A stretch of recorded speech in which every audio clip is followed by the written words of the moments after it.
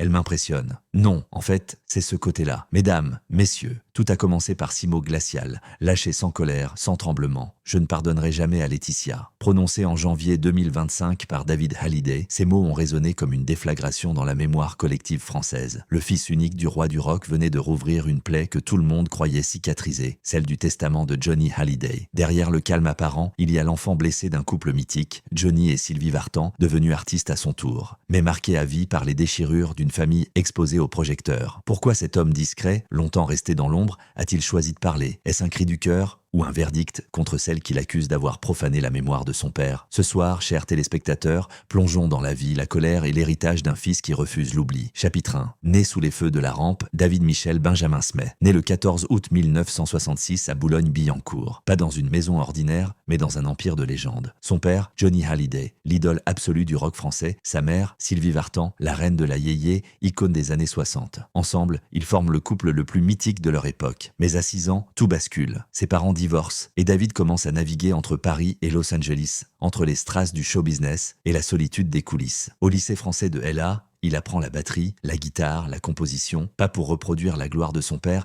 mais pour échapper à son ombre. En 1988, il sort True Cool, un album chanté en anglais. Succès immédiat en France, en Belgique. David Hallyday n'est plus le fils d'eux. Il est un artiste à part entière. 2 ans plus tard, Rock'n'Heart confirme son talent de mélodiste sensible. Contrairement à Johnny, il écrit ses propres textes. Sur la famille, le manque, la mémoire, des thèmes qui résonnent comme des confessions. En 1999, Paradis, Enfer lui vaut les victoires de la musique. Mais David n'est pas qu'un chanteur. Il compose pour d'autres, signe des bandes originales, et passionné de vitesse, participe aux 24 heures du Mans en 2003. Il incarne l'homme libre, le feu de Johnny et la pudeur élégante de Sylvie. Chapitre 2, l'amour, la famille, les silences. En 1989, il épouse Estelle Lefébure, top modèle, icône des années 90. De leur union naissent Ilona et Emma, cette dernière devenue actrice. Mais le couple se sépare, et David trouve un nouvel équilibre avec Alexandra Pastor. Héritière de la dynastie monégasque des Pastor, l'une des plus riches d'Europe, elle l'introduit dans un monde de luxe, de discrétion et de stabilité. Propriété à Monaco, hôtels familiaux, yachts, mais derrière cette réussite, une blessure ne guérit pas. David l'avoue souvent. La gloire de mes parents a été à la fois un cadeau et un fardeau. Chaque note qu'il joue est un dialogue silencieux avec son père disparu. Une tentative d'exister sans renier ce qu'il est. Chapitre 3. La mort qui déchire, décembre 2017. La France entière se fige. Johnny Hallyday s'éteint à Marnes-la-Coquette, emporté par un cancer du poumon. Mais derrière les hommages nationaux, un autre drame se prépare. Plus intime, plus cruel.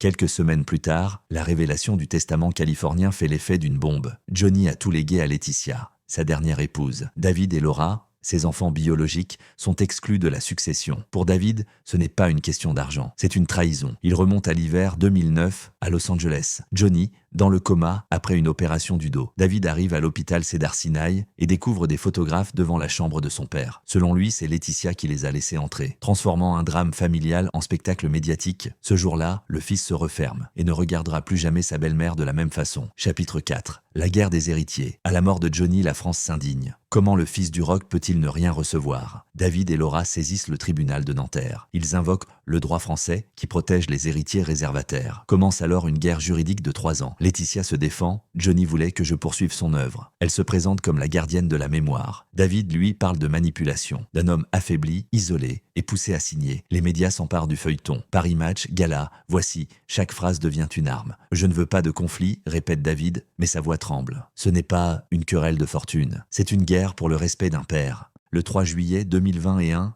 un accord à l'amiable est trouvé. David renonce à poursuivre, mais il déclare, ému, « Je ne me bats pas pour l'argent, mais pour la vérité. » La paix juridique est signée, mais la cicatrice morale reste ouverte. Chapitre 5. Le mot qui relance tout janvier 2025. Le Figaro Magazine publie une interview exclusive. David, sobre, sans artifice, parle de son père et lâche, calmement, « Je ne pardonnerai jamais à Laetitia. » 6 mots, pas de colère, pas de haine, juste une vérité nue. En quelques minutes, les réseaux s'embrasent.